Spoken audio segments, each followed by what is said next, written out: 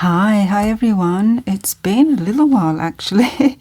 I've been sort of distracted and busy and not getting round to putting some love into this channel. So it's January and I've been catching up with my dailies and I had the motivation to do a little video for you guys. So yeah, it's lovely to come back and reconnect.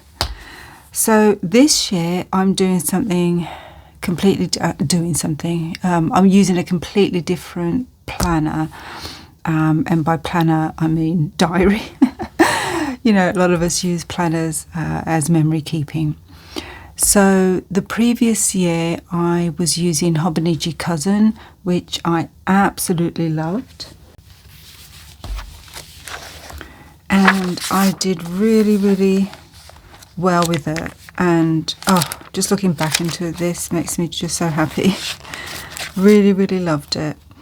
At some point it became a little bit too much, and you know, time and just life, and I have a video where I talk about that, where just life gets in the way sort of thing, and I just wasn't finishing it, as you can see. So I switched over to just a notebook that came, I think it came free with my Hobonichi order. You just get a little notebook, and I don't have it in front of me, but anyway, I switched over to that, and I have a video where I talk about that as well, that, you know, not to feel pressure and to move into something different if that's what it feels right. That's what I've learned. I've learned that if I'm just getting bored or just cannot fill a certain diary, just do something else. Find anything that works. So then, because that is the ultimate thing, is getting your memories down, isn't it? That's the main thing. Okay, so from the Hobonichi to the A6, I did buy this much earlier in the year. Maybe, I say much earlier, maybe around September, August, September time. And I really wasn't sure whether I was going to actually start it in 2025 because of, just wasn't sure where I was going. But having this diary and it being so beautiful and so big, I thought I'm going to give it a go, and I am loving it so far. So this is the Hibino, which is from Hobonichi. So it has the Tomoe River paper, and I can tell you guys, at least this one, at least mine and this 2025 one, the paper is great. It's really great. It's standing up to my inks. I mean, TR paper, it's certain stuff is going to come through. I'm not great with monthlies. I love monthlies. I love the idea of monthlies. I have done different monthlies in the past, but I just don't end up keeping up with them because I think I'm just writing so much in my days that, I don't know, it just doesn't do it for me. And I'm not using it as a planner. Obviously, if you're using it as a planner, it's a great way to plan ahead. So what I thought just to do was to do a little sticker per day. So a daily sticker depicting my mood or the vibe of the day. And that's working great so far. It's just so easy. If I'm a little bit behind, it's super easy to go back to. I don't have to think too much as long as I've got notes down of the day. I remember the vibe. And that's just so fun. And these little stickers from Papershire, shout out to Papershire. I adore her stickers. You get to, she has some funny ones. So this is like, this little keeper here is all Papershire stickers. And so she has this bunny thing, bunny little character, Vanilla, which is cute, but not quite my style. I like the actual characters, and I don't know if she has a name. But what's really cool about these little characters, you've got male, you've got female, you've got skin color and hair color choice, which is so cool. So mine has the dark brown, which is my hair color, and I just think that's super fun.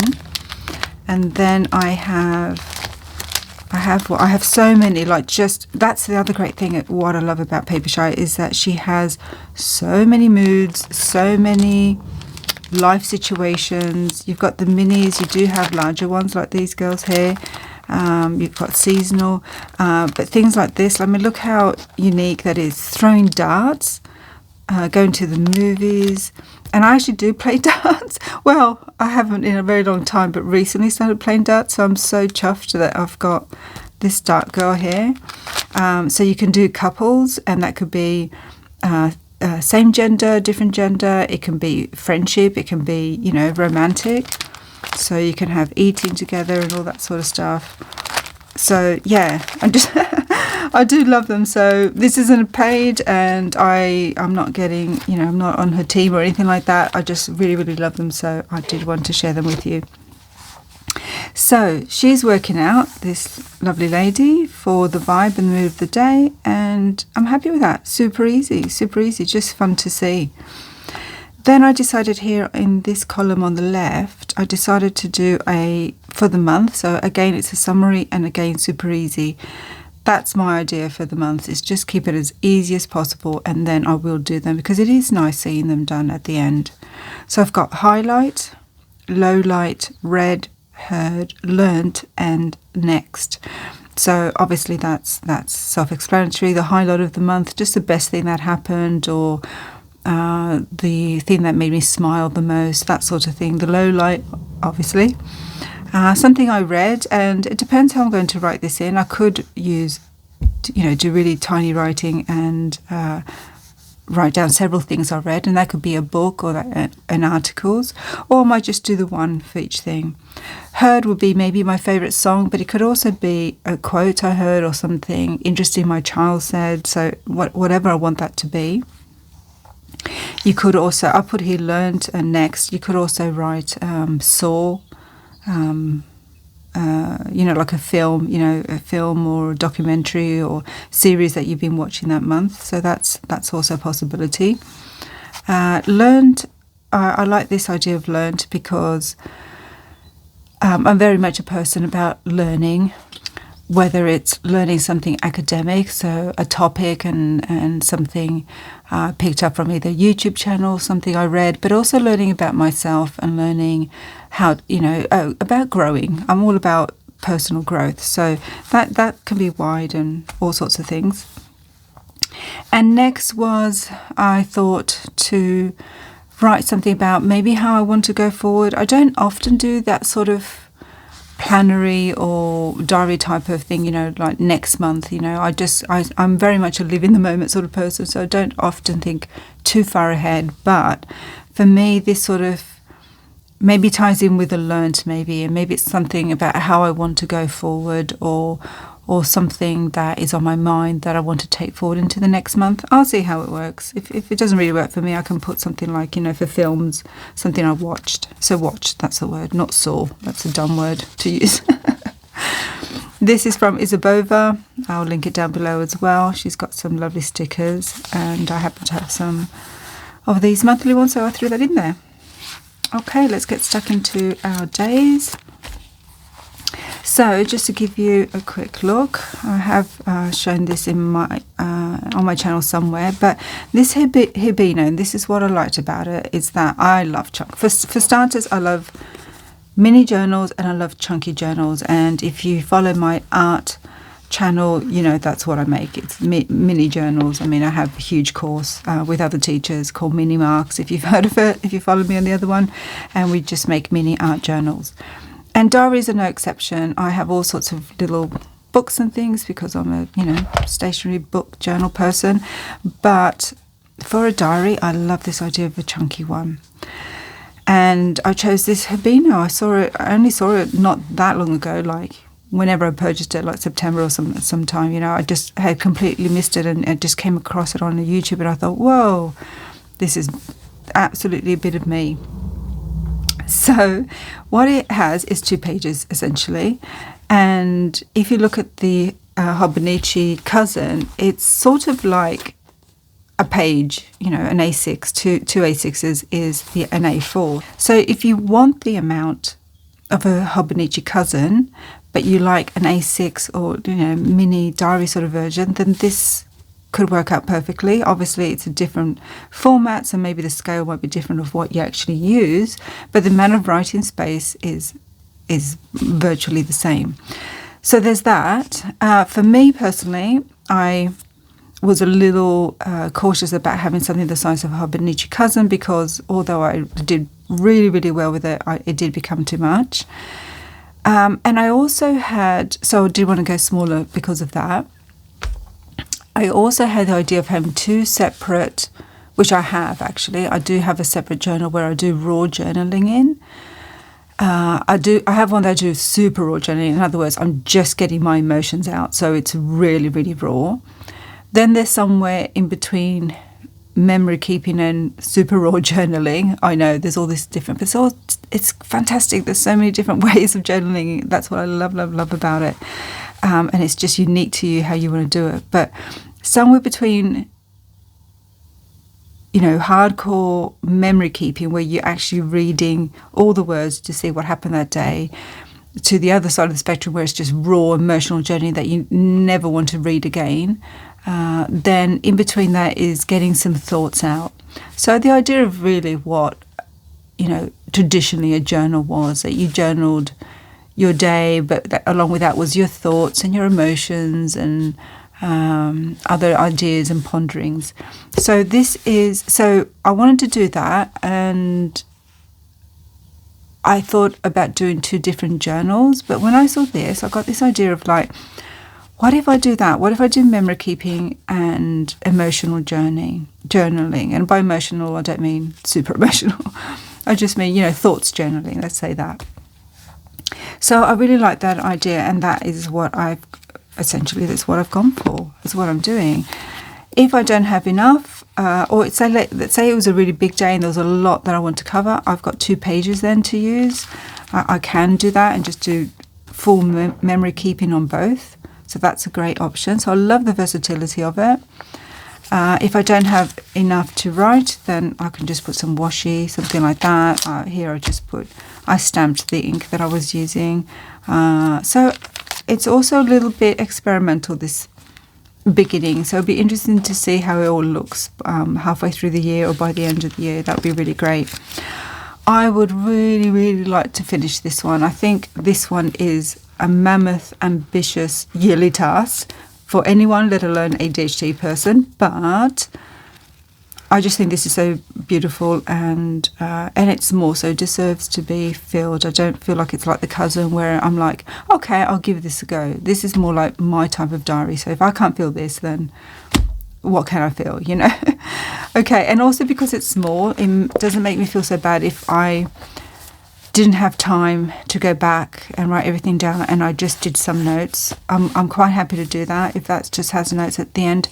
I use a digital diary, and I've spoken about this in the past in my other videos, and every night one of the last things I do in bed is I write down a summary of the day. So that's how I can catch up, because there's no way my memory, but most people's memories, you can't remember every day what happened. So whether you jot it down analog or digital, if you just have a summary at the end of every day, especially if you're going through a period of you just not getting to your journals, you'll always have your memory keeping in some way, and then you have the option of going back and transcribing all those notes. So I can't remember why I've mentioned that, but there we go.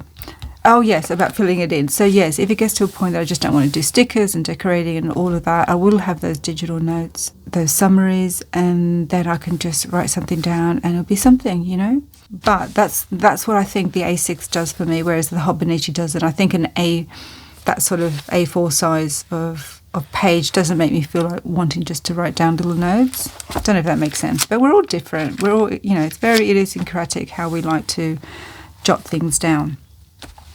Okay, so I'm going to go through a bit of a quick flip through. I don't want to go too much into my life, but you guys, my flip throughs aren't day by day. I do a little bit of that, but I also like to chat about things. One thing that's really prominent on my mind at the moment is, 2 things actually. One, what's going on in my life, which is a really fun thing. So that's uplifting. And the second thing is the astrology. I won't go into that for those who aren't into that, but if you've seen a couple of my other videos, I am an astrologer. semi-professional. I don't really do much of it anymore, but I've been studying astrology for 35 years, so it's a huge part of my life. For myself, if nothing else, and my close ones. Yes, I don't want to go too much into that, but I will mention a big transit that's happening at the moment. So, at the moment, and for a little while longer into February, we've been going through a Mars retrograde, and retrograde is when a planet seems to go backwards, and so it has a different sort of energy than it usually has. Mars is about action, it's our willpower, it's our desire, it's how we... it's our motivation, it's how we act, how we actually take action in the world. And everybody has a particular Mars sign. So you might be a Gemini, for example, but your Mars might be in Scorpio. So your general personality may be a certain way, but how you actually do things has a Scorpio energy. So it's really, really cool.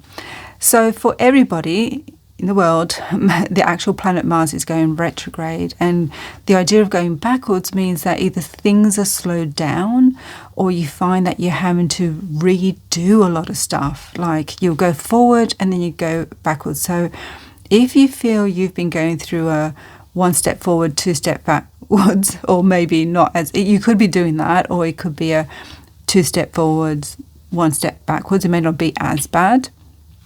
If you've been going through that energy, you feel, then that's Mars retrograde, absolutely. And oh my gosh, have I been going through that. Now, everybody goes through it differently, as I said, whether you feel you're really going backwards. And it's all about what stage you are in your life. It's all about, the particular thing you're going through, how much you have worked on that. So for me, it's about relationships at the moment. And as somebody who's at my age, in my 50s, and who has gone through 2 marriages, I'll put that out there, and had done a lot of self-growth, then I'm in a very different place to, say, somebody who might be in their 20s and still trying to find love and whatever. So for me, like everyone else, there is, the forward and backward sort of dance. But I'm going 2 steps forward and 1 step back, so it's not so bad. Okay, so yes, there was a hint to my other topic. So my other topic is romance, and I have met someone very unexpectedly. I wasn't looking for anyone, and that's really one of the things I want to talk about is that. Let me just go through this a little bit before I get into that. So I also choose a colour. You see, I choose a main colour. I've always done that. Just keeps everything cohesive, and I choose some sort of ink. I use this pen. This is just my favorite fountain pen, Iro Utsushi, sorry, just butchered that, but it's just easy. I find a dip pen, I have so many fountain pens, but I find a dip pen is just the easiest thing, especially when I'm catching up, because I can just go colour to colour. I'm using this one at the moment, this Kaweko retro one. It's such a cool colour. I'm using that for the main. I'm not sure if I've settled on that, but at the moment I'm just trying to catch up, so I'm just using it and getting through. And I love writing. I love writing with ink, of course, and a dip pen, so that's great. And it's just really working, just getting some thoughts out. And this is totally readable, not super easy, and I don't necessarily need to read it again, but I do make it readable enough that I can read about my emotions and thoughts about what the stuff that actually happened. So yeah, I actually started the Hibino on the 2nd, starting to catch up. So yes, a romance. So one of the things, and this is tied in with the Mars retrograde, which is why I mentioned it, because one of the things with finding someone is that too many of us, because we're social creatures and we all want to be loved, right? Too many of us strive. So I have my spirituality includes a little bit of Taoism, and with Taoism there's the idea of Wu Wei and going with the flow. You've all heard those sort of ideas, and non-striving is really an important concept in Taoism, and it's about not striving. Doesn't mean that you don't try for something, that you don't work hard for something, that you don't aim for something, but striving, if you think of the word striving as really, maybe grasping is a good word, like you're trying to grasp something, you're trying to just push for something. So pushing and grasping is the concept that is worth holding on to as something that works against us. So when it comes to love, we all want to be loved, we all want to find someone, and we often just push too hard for that. So before you've done self-growth and spent time with yourself, going into anything romantic can be really problematic to detrimental, because often in that space we are too desperate to be loved. We become super nervous and we become anxious, and we want that other person to like us because we want validation, that you may have codependency stuff to work through, that you don't feel okay unless you are with someone. You don't feel fully yourself, or you don't feel okay in yourself. You don't love yourself enough, and you're always having to be with people. It doesn't always have to be romantic. You can always be just reaching out to talk to people, to be with people, and you're not very good at just being on your own. And for me, after my separation from my ex-husband, I spent almost a year and a half on my own, at least a good year, just completely on my own. I didn't even go and look out for new friendships or anything like that, because I am quite isolated where I am. So it was a really, really, really tough year because of how much I have moved. I don't have a friendship circle here and all that. So I felt incredibly, incredibly lonely last year, especially in the middle of the year. I was really struggling. Last year and the year before as well. And I was working really, really hard as well. So I didn't really have time for anyone. I put all my energies into my work, which was sort of necessary at the time. But once that slowed down, and out of necessity, because I wasn't well, I overworked myself. But once that slowed down, I had all this space. Oh my goodness. And what we tend to do with space is we tend to want to fill it. But I recognised it. I saw my loneliness. I recognised the desperation feeling in me to wanting to fill the space, and I exhaled and I tapped into my spirituality and all that I already know about it. I sought extra support with YouTube channels by listening to stuff that I already know, but it's also just good just to rehear it anyway. So I have a couple of psychologists on YouTube that I enjoy listening to, and it's always good to have support in some sort of way. But I was determined not to reach out my energy, and by reaching out, it is not just literally reaching out to other people, but it's also your energy, because it's, if you believe in that, and, quantum science tells us that this is true, that everything is energy and everything is connected to one another, even from a distance. We know atoms move when the other one moves. I mean, ask my kid, knows all about quantum mechanics, but we know this, so it's not a woo-woo. And the energy you put out into the world can be so mixed up when you don't know yourself and you're not grounded. So it's not just literal, but the energy you put out. And I was very determined not to put energy out there that I was wanting someone, because in that striving, in that grabbing, in that desperation, I am going to attract someone, but that person's not going to be the right person for me. Absolutely not.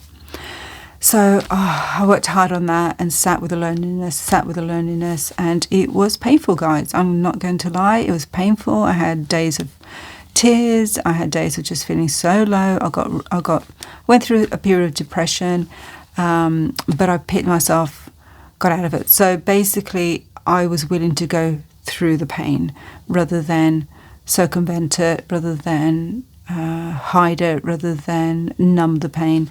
I went through it, and it was super tough. And I got through it. I got through the other side, remembered everything that was important to me, remembered how full my life is. Like, my days are full. Like, they're not empty. They became sort of empty out of the depression and been sinking into the loneliness. But I let myself feel all that, got out of it, and it was I have my art, I have my journaling, I have my business, I have my child that needs a lot of attention and care, and, I just have a full life. I'm not bored. I don't have empty space that requires filling. So that was great. And I got into that space and I was fine and I was happy. And then I was ready to reach out and look for a friend, because it's nice to have someone to go have coffee with and have a chat. But now I'm in a good place, not just for myself, but for other people. Now I have something to offer somebody else. I have friendship, I have advice, I have fun and laughter, I have groundedness, all of that, no desperation. So I actually went on to an app, because also, how do people like my age meet anyone? I tried a book club. I did try something in real life. I tried a book club and that wasn't really successful. It wasn't as social as I wanted to be. It wasn't the sort of books I wanted to read in the end. So that didn't work. And then I thought, I'm a digital person. I'm an online person. Let's just go on an app. So something I never in my life thought I'd do. And that's exactly what I did. And I've discovered that there's an app called Bumble, and it's for BFFs, so best friends forever, And I thought, okay, I'll try that. So I downloaded it, had a look, and fairly quickly, there wasn't a lot of people to choose, like in my area, because obviously these are people you want to have a friendship with, so it's local. And I don't live in a very highly populated area of the UK. But I met someone and we had a ton in common. In fact, so much in common, it's eerie. It's really, really, really weird. Like, our sons have the same name, and, certain dates we've done things. And yeah, it's just one of those fated things. And I did check our astrology and actually worked out that, yeah, it was sort of a fated meeting. So that was amazing to meet this lovely woman who we got on really well, and we formed a friendship. So that was really, really cool. Now, here's the goss, the hot goss. Before I met her, before we matched, say for instance, so I wanted to match with her, but she's obviously going to match back. I was a bit bored, typical ADHD brain, a bit bored, and I thought, oh, this has a dating side. Let me go have a look at that and see what that world looks like. Never been on a dating app in my life. I thought, what does that world look like? And I just found it really amusing. As a person who's interested in psychology, that's sort of my first thing when I look at people, is like, how do they present themselves? What do they choose to say?